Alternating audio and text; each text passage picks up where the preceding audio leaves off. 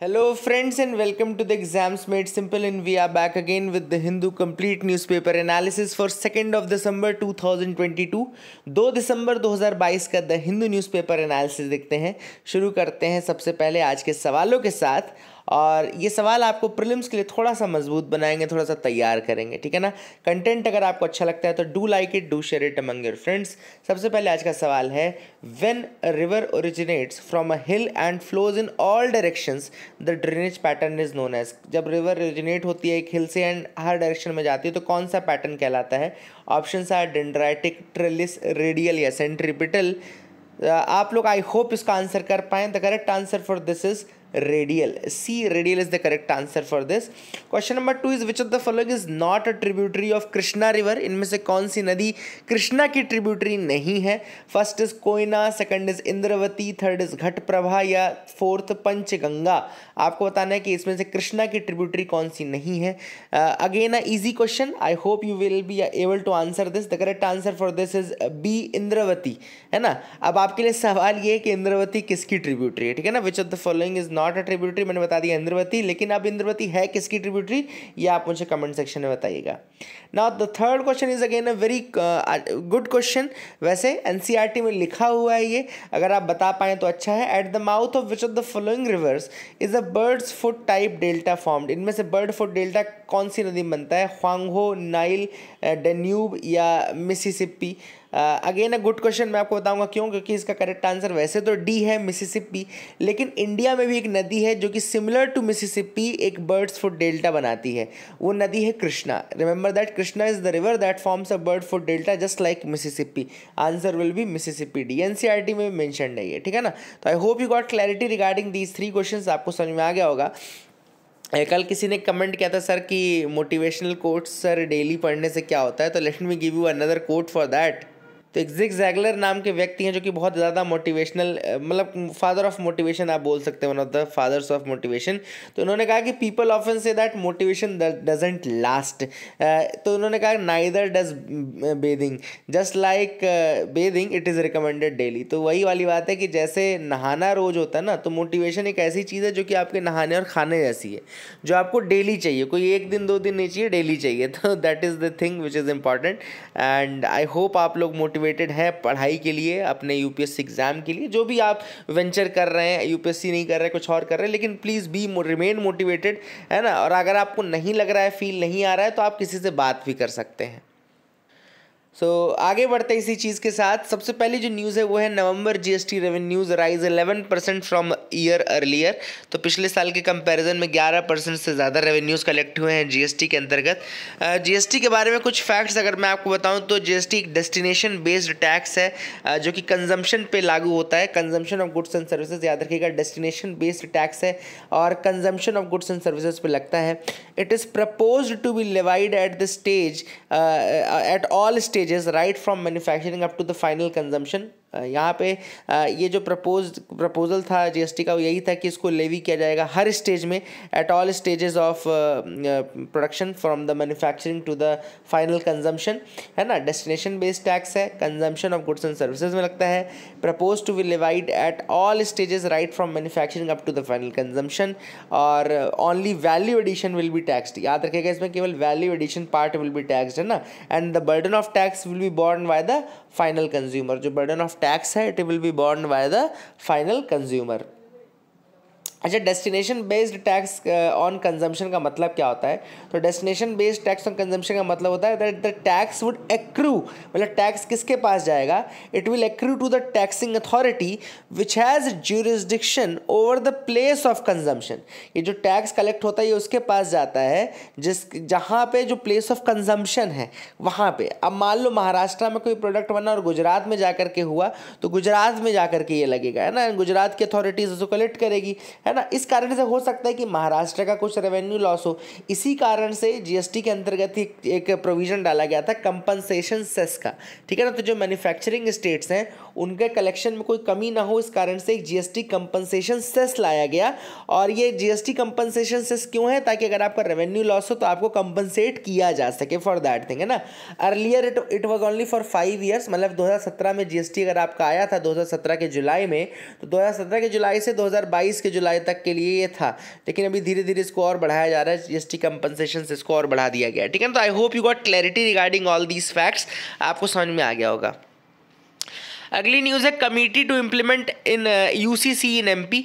अब uniform civil code Madhya Pradesh में लागू करने के लिए कमेटी बनाई जाएगी। यहाँ पे इंपॉर्टेंट अपने एग्जाम पॉइंट ऑफ व्यू से ये है कि यूसीसी क्या होता है। आपको पता है यूनिफॉर्म सिविल कोड है, मतलब इररिस्पेक्टिव ऑफ योर रिलीजन, एक यूनिफॉर्म सिविल कोड क्या करेगा कि आपका रिलीजन कोई भी हो, लेकिन जो सिविल मैटर्स हैं, सिविल मैटर्स मतलब कि डाइवोर्स के मैटर, मैरिज के मैटर, इनहेरिटेंस के मैटर, ये सारे जो मैटर हैं वो यूनिफॉर्म सिविल कोड से देखे जाएंगे इररिस्पेक्टिव ऑफ योर रिलीजन। हर अलग अलग रिलीजन का भी अलग अलग पर्सनल लॉ है, और यूसीसी आने के बाद जितने भी ये सिविल मैटर्स हैं वो सारे यूसीसी के अंतर्गत देखे जाएंगे, ना कि उनके पर्सनल लॉ से। अब ये आर्टिकल 44 हमारे संविधान का, जो हमारे कॉन्स्टिट्यूशन का आर्टिकल 44 है, वो क्या कहता है? वो कहता है the state shall endeavour to secure for the citizens a uniform civil code throughout the territory of India. Article 44 कहता है state shall endeavour to secure for the citizens a uniform civil code throughout the territory of India, ठीक है ना, अच्छी बात है। और याद रखना इसमें कि यूपीएससी क्या करता है, इसमें कई बार इसमें कॉमन लॉ या कॉमन कोड दे देता है, लिख देता है कॉमन सिविल कोड, ये लिख देता है कॉमन सिविल कोड या कॉमन लॉ लिख देता है, तो इस तरीके की कॉमन लॉ लिख देता है, कॉमन कोड, कॉमन लॉ, इस तरीके की चीज़ लिखता है, वहाँ से कंफ्यूज नहीं होने का। यहाँ पे यूनिफॉर्म सिविल कोड का है, तो यूपीएससी ने यहाँ पे ऐसे नहीं, अपने को कंफ्यूज नहीं होना है। अब मैं एक बहुत इंपॉर्टेंट केस के बारे में आपको बताऊँगा। एक्चुअली जो केस है which is related to this, that is the Shayara Bano case, या Shah Bano case, sorry, Shayara Bano is actually from for the triple talaq. एक केस याद रखिएगा, Shah Bano case, Shah Bano case, remember this case, Shah Bano case of 1985। Shah Bano case 1985 में याद रखेगा, उसका जो हस्बैंड था, उसके हस्बैंड को ये कहा गया कि आप इसका मेंटेनेंस दोगे, इसका आप मेंटेनेंस दोगे इवन आफ्टर द डाइवोर्स, ठीक है ना। अब देखो क्या होता है, जो उसमें हस्बैंड था, उसका ये कहना था कि चूंकि जो इस्लामिक लॉ है वो लॉन्ग टाइम तक कंपनसेशन पे करने के लिए या मेंटेनेंस पे करने के लिए आपको बाध्य नहीं करता है, वो केवल एक बहुत शॉर्ट टाइम पीरियड होता है, इद्दत जिसको बोलते हैं, इद्दत के समय तक के लिए बस मेंटेनेंस देने की बात करता है, जो मुस्लिम पर्सनल लॉ है। लेकिन शाह बानो का ये कहना था कि डाइवोर्स के बाद वो किस तरीके से अपना भरण पोषण करेगी, हस्बैंड ने उसको ऐसे टाइम पे छोड़ा है, तो इस कारण से उसने डिमांड किया था मेंटेनेंस एंड ऑल। तो यहाँ पे सुप्रीम कोर्ट ने ये कहा कि मतलब आप अपने रिलीजन को, you can not make your religion और your religious law as the guard to provide to your मतलब वाइफ द मेंटेनेंस। आप उसको गार्ड नहीं बना सकते हैं, आप उसको वो ढाल नहीं बना सकते अपने रिलीजन को। सो वो पहला इंस्टेंस था जो यूनिफॉर्म सिविल कोड की बात की गई, क्योंकि अब देखो जैसे मुस्लिम लॉ है तो वो बहुत लंबे समय तक मेंटेनेंस की बात नहीं करता है, तो ऐसे में शाह बानो जो महिला थी उसका कैसे हो पाता है। तो यहाँ पे सुप्रीम कोर्ट ने एक इनिशिएटिव लिया, उसने कहा कि नहीं, religion can not be the basis for all these things, है ना। तो उन्होंने वहाँ पे शाह बानो को अवॉर्ड किया था maintenance, and that was a very important, very watershed case in that regard, ठीक है ना। तो इसको याद रखिएगा, 1985 का शाह बानो केस, है ना। मैंने शायरा बानो भी एक बार बीच में बोला था, तो शायरा बानो याद रखिएगा कि ट्रिपल तलाक से रिलेटेड है ना। अगर आपको पता है किसी को तो do tell me about the Shayara Bano case, ये याद रखना जरूर। जो मैंने अभी बात की 1985 मेंटेनेंस वाली, ये Shah Bano case, SHAH Shah Bano case, ठीक है ना। तो ये याद रखिएगा सारी चीज़ें। आई hope you got clarity regarding that. आगे मूव करते हैं, देखते हैं क्या और इंपॉर्टेंट न्यूज़ आर्टिकल्स है उसके बारे में देखते हैं। So you can move ahead with me, आप मेरे साथ बिल्कुल आगे बढ़ सकते हैं। यहाँ पे तो ऐसी कोई खास न्यूज़ नहीं दिख रही है। हाँ, the battle to bring fresh water turtles back from the brink. Now this a very important, very important article. अब यहाँ पे अभी रिसेंटली वेस्ट बंगाल पुलिस ने टर्टल कैलिपी सीज किया है। अब ये टर्टल कैलिपी क्या होता है, सबसे पहले आप लोग लिख लीजिए। टर्टल कैलिपी एक जेलाटिनस लेयर होती है which is found in the lower shells of turtles, है ना। टर्टल कैलिपी क्या होती है? जेलाटिनस लेयर होती है which is found in the lower shells of the turtles, and it is believed to have traditional value, traditional medicinal value in Chinese tradition, है ना। तो चाइनीज़ ट्रेडिशन में इसकी मेडिसिनल वैल्यू है, और उस कारण से इसको कई बार इसकी स्मगलिंग की जाती है। तो टर्टल कैलिपी याद रखेगा। इसके अलावा बहुत सारे और जैसे बॉर्डर सिक्योरिटी फोर्स ने बांग्लादेश बॉर्डर में 143 लाइव टर्टल्स को पकड़ा था। अमेठी में Indian flap shell turtle recover किए गए 789 के आसपास। तो बहुत सारे इंसिडेंट्स हैं जो कि टर्टल स्मगलिंग से रिलेटेड है और इनको रिपोर्ट किया जाता रहा है समय समय पर, ठीक है ना। अब all this things are happening, तो ऐसे में टर्टल्स को प्रोटेक्ट करने का काम ऑब्वियसली बात है गवर्नमेंट का ही बनता है। तो यहाँ पे अभी रिसेंटली लास्ट मंथ ही इसी month he in fact conference of parties यानी COP में इंडिया ने प्रपोजल दिया था कि ट्रांसफ़र किए जाएं 2 स्पीशीज़ को, फ्रेश वाटर टर्टल के 2 स्पीशीज़ को अपेंडिक्स 1 ऑफ साइट्स में ट्रांसफ़र किया जाए। कौन कौन से स्पीशीज़ थे? तो एक तो था रेड क्राउंड रूफ्ड टर्टल जिसको बातागुर कछुआ बोलते हैं, और लीथ सॉफ्ट शेल टर्टल जिसको निल्सोनिया लीथी बोलते हैं, ठीक है ना। कौन कौन से हैं? रेड क्राउंड रूफ्ड टर्टल, बातागुर कछुआ एंड लीथ्स सॉफ्ट शेल टर्टल जिसको निल्सोनिया लीथी बोलते हैं। इनको अपेंडिक्स 1 में मूव करने के लिए कहा गया। ये वो लिस्ट होती है अपेंडिक्स 1 साइट्स की, आपको बता दूं, जो कि मोस्ट इंडेंजर्ड स्पीशीज जो होते हैं ना, जिनको हाईएस्ट लेवल ऑफ प्रोटेक्शन दिए जाते हैं, उनके लिए साइट्स। आप सबको पता है कि 1975 में आया था convention of international trade in endangered species of wild flora and fauna, मतलब प्लांट और एनिमल की ऐसी स्पीशीज जो कि इंडेंजर्ड हो उनके फ्री ट्रेड को रोकता है, मतलब उनके ट्रेड को रोकता है ताकि उनका ट्रेड ना हो सके और उनको प्रोटेक्ट किया जा सके, ठीक है ना। ये सारी चीज़ें आपको पता होनी चाहिए।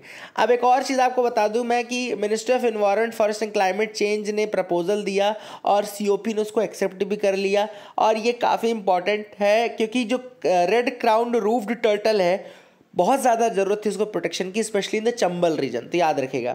अब एक ऑर्गेनाइजेशन का नाम और लिखा हुआ था इस न्यूज़ आर्टिकल में, ट्रैफिक। तो ट्रैफिक आपको बता दूं एक wild life trade monitoring network है। ट्रैफिक क्या है?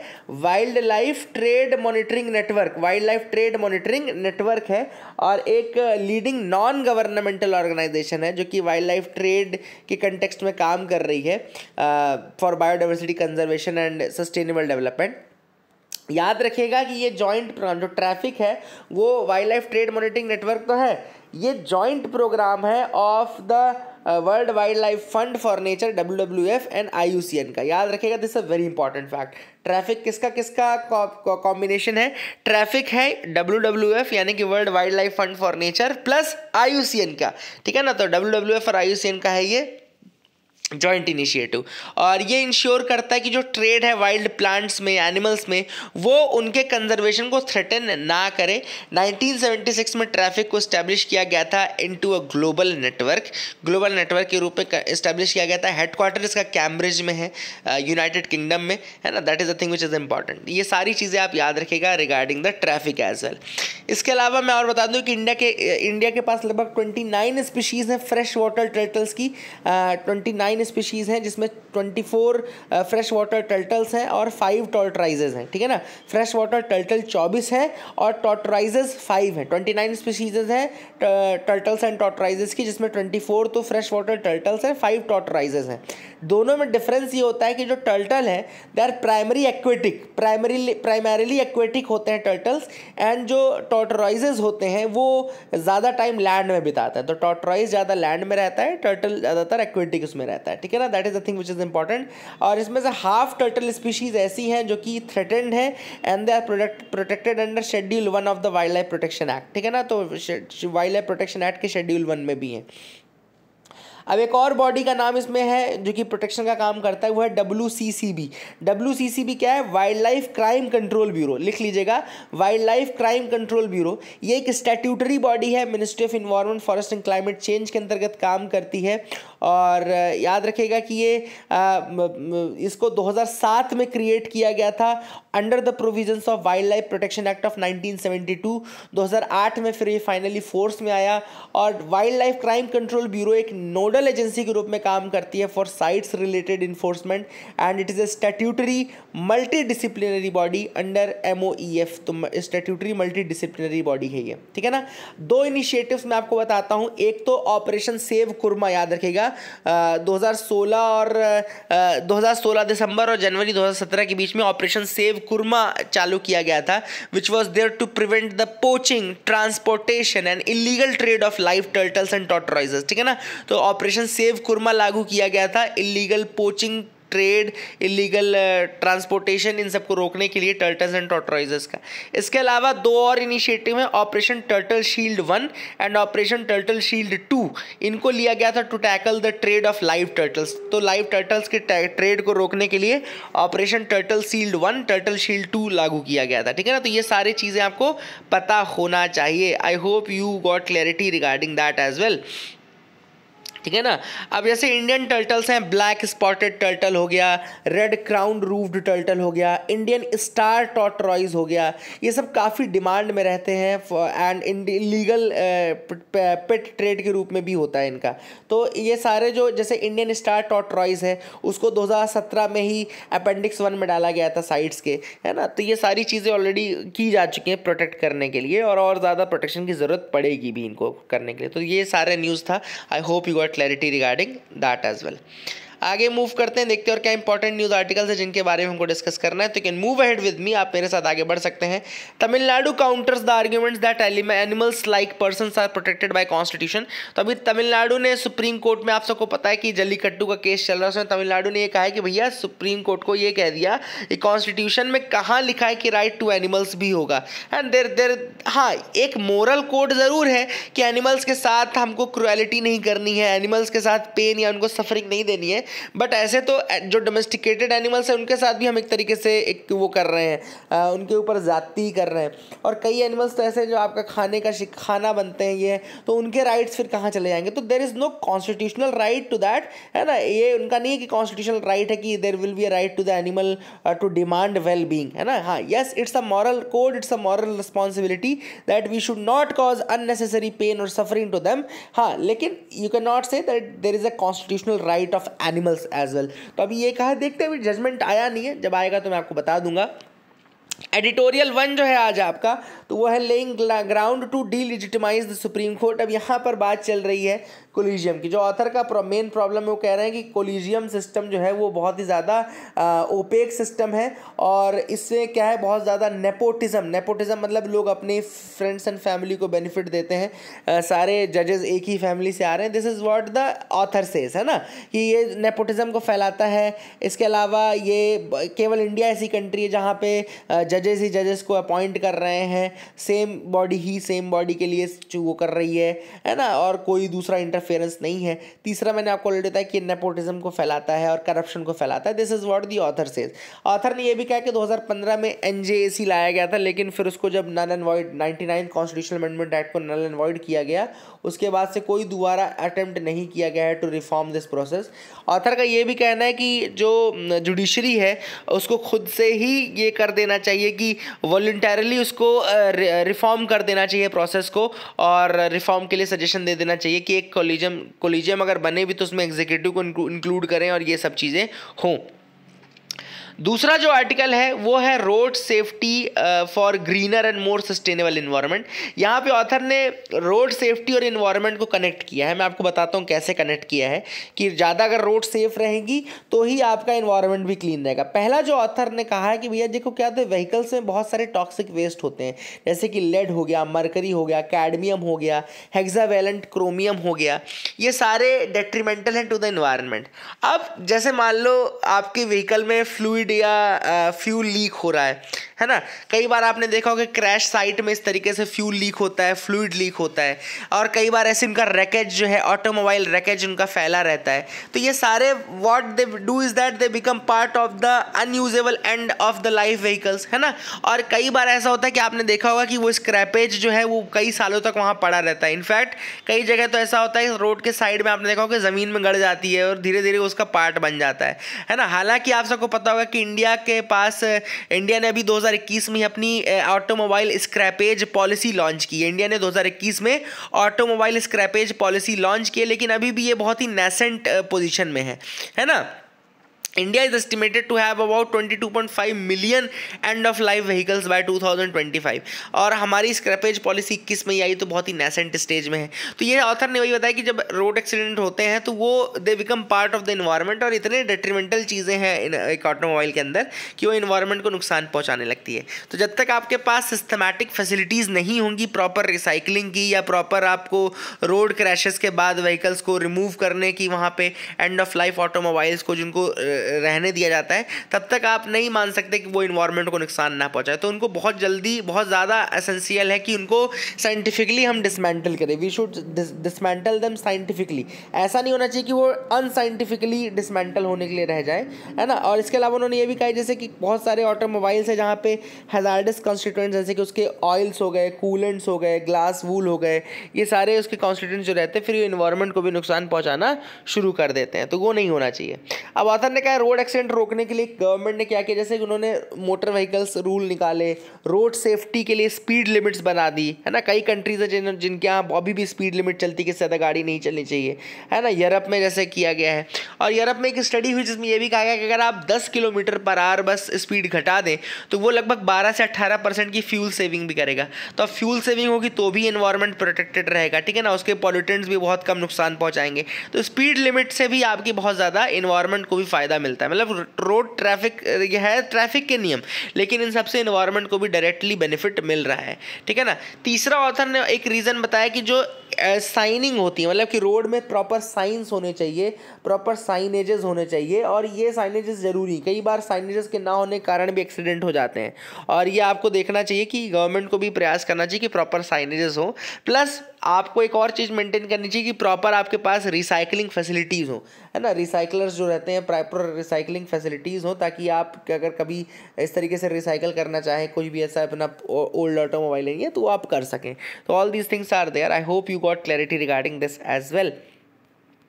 आगे मूव करते हैं, how will global lay off impact India. तो आपको पता है कि ग्लोबल बहुत सारी कंपनी जैसे Amazon, Meta, Intel, Twitter, city, Morgan Stanley, ये सब ले ऑफ कर रहे हैं, है ना। मतलब लोगों को निकाल रहे हैं अपनी नौकरी से। इसके अलावा आपने देखा कि इंडियन स्टार्टअप जैसे कि एडटेक, जैसे एजुकेशनल टेक्नोलॉजी है, वो भी बहुत ज़्यादा ले ऑफ कर रहे हैं, क्योंकि कह रहे हैं कि लोग पैंडमिक के बाद वेबसाइट्स कम विजिट कर रहे हैं, ठीक है ना। All these things are happening and ये ले ऑफ हो रहे हैं, ठीक है। अब इसका इम्पैक्ट ऑब्वियस सी बात है अगर जॉब्स जाएंगी तो ऑब्वियस सी बात है स्लो डाउन तो आएगा ही, लोगों के पास इनकम कर रहेगी, डिमांड कम होगी, प्रोडक्शन कम होगा, रिसेशन हो सकता है, ये सारी चीज़ें हैं। अगला जो टॉपिक है वो है पर्सनैलिटी राइट्स। बहुत इंपॉर्टेंट चीज़ है। अभी रिसेंटली दिल्ली हाई कोर्ट ने एक ऑर्डर पास किया था जिसमें उन्होंने कहा था कि बॉलीवुड स्टार अमिताभ बच्चन की आवाज़ का मिसयूज़ नहीं किया जाएगा, नाम, इमेज और आवाज़ का मिसयूज़ नहीं किया जाएगा। एंड ये these are included in the personality rights of the actor. तो क्या है पर्सनैलिटी राइट्स, देख लीजिए, ये इंपॉर्टेंट है, नोट्स में लिख लीजिए। Personality rights refer to the right of a person to protect his or her personality under the right to privacy और property। जैसे कि आपकी प्राइवेसी है, जैसे कि आपकी प्रॉपर्टी होती है, वैसे ही आपकी इंडिविजुअल पर्सनालिटी भी होती है। तो राइट टू पर्सनालिटी राइट्स जो होते हैं वो आपके ऐसे राइट्स हैं जो आपकी उस यूनिक पर्सनालिटी को प्रोटेक्ट करने के लिए है, under your privacy and property. अब याद रखिएगा ये कौन कौन सी राइट्स हैं जो पर्सनालिटी के अंदर आती है, जैसे कि your names, photograph, even voices, they should not be. जैसे ही आप एक सेलिब्रिटी बन गए ना, तो आप सेलिब्रिटी बन गए तो एक तरीके से आपका कॉपीराइट हो गया, आपका पेटेंट जैसा होता है ना, वैसे आपको प्रोटेक्शन मिलनी चाहिए, क्योंकि आप सेलिब्रिटी हैं। अब आपके नाम, फोटोग्राफ और हर चीज़ की वैल्यू है, तो आपके नाम, फोटोग्राफ और वॉइस का भी मिसयूज़ नहीं होना चाहिए, ये कोर्ट का कहना है। And your rights are protected under right to personality, ठीक है ना। अब याद रखिएगा, this is the thing which is important, ये आपको मैंने बता दिया। Large list of unique personal attributes contribute to the making of a celebrity. अब कोर्ट का कहना था कि बहुत सारे एट्रीब्यूट्स हैं जो कि एक सेलिब्रिटी को बनाती हैं, जैसे कि उसके नाम, उसका निक नेम, उसका स्टेज नेम, उसका पिक्चर, उसका लाइकनेस, इमेज, है ना, उसके ये सारी चीज़ें। तो ये सारी चीज़ें जो है वो आपके पर्सनालिटी राइट्स के अंतर्गत आएंगे, ठीक है ना। This is the thing which author says यहाँ पे कि ये पर्सनालिटी राइट्स के अंदर आएंगे। अच्छा, पर्सनालिटी राइट्स और पब्लिसिटी राइट्स में क्या डिफरेंस है? तो personality rights are different from the publicity rights. Personality rights consist of 2 types of rights. जो पर्सनालिटी राइट्स होते हैं उसमें 2 तरीके के राइट्स होते हैं। First, the right of publicity और the right to keep one's image and likeness from being commercially exploited without the permission. एक तो जो राइट टू पर्सनालिटी, उसमें 2 तरीके के राइट हो गए। पहला, राइट ऑफ पब्लिसिटी, मतलब जो पर्सनालिटी है वो अपनी इमेज का मिसयूज़ ना होने दे बिना उसकी परमिशन के, मतलब उसकी परमिशन के बिना आप उसकी पर्सनालिटी, उसके लाइकनेस या उसके इमेज का मिसयूज़ नहीं कर सकते for commercial success and all. ठीक है ना। इसके अलावा दूसरा है right to privacy. Right to privacy ये भी पर्सनैलिटी राइट का पार्ट है। Not to have one's personality represented publicly without permission, मतलब कि उस व्यक्ति की जो पर्सनैलिटी है उसको आप पब्लिकली ना दिखाएं बिना उसकी परमिशन के, ठीक है ना, राइट टू प्राइवेसी का ही पार्ट हो जाएगा ये। तो ये दो जो है ये आपके पर्सनैलिटी राइट्स में आ जाता है, ठीक है। ये आपको याद रखना है। आई hope you will remember these things. ये जो ये शॉर्ट में लिखा है ना, जो इसको अपने नोट्स में ये ऐड कर लेना। ये जो यहाँ इस साइड जो लिखा है ना शॉर्ट में राइट हैंड साइड में, इसको ज़रूर अपने नोट्स में ऐड कर लेना। आगे मूव करते हैं, देखते हैं और क्या इंपॉर्टेंट न्यूज़ आर्टिकल्स हैं जिनके बारे में हमको डिस्कस करना है। तो you can move ahead with me, आप मेरे साथ आगे बढ़ सकते हैं। यहाँ पे लिखा तो है न्यूज़, लेकिन इतने हेडिंग बस ये आप देख लीजिए, उतना ही काफ़ी है। अभी जीएम मस्टर्ड का भी केस चल रहा है, मैंने कल आपको बताया भी था। तो सुप्रीम कोर्ट ने वही फाइनली पूछा है कि भैया क्या हो गया, क्या कोई रीज़न है जीएम मस्टर्ड को अलग से इन्वायरमेंट मतलब अप्रूवल देने का, क्या ये इन्वायरमेंट को इम्पैक्ट नहीं पहुँचाता है, क्या आपने हर चीज़ चेक कर ली है। तो ये सारी चीज़ें यहाँ पे सुप्रीम कोर्ट पूछ रहा है। तो that is it for the day friends. I hope you like the video. Please do like share subscribe, keep loving us, keep sharing us. Thank you and have a nice day.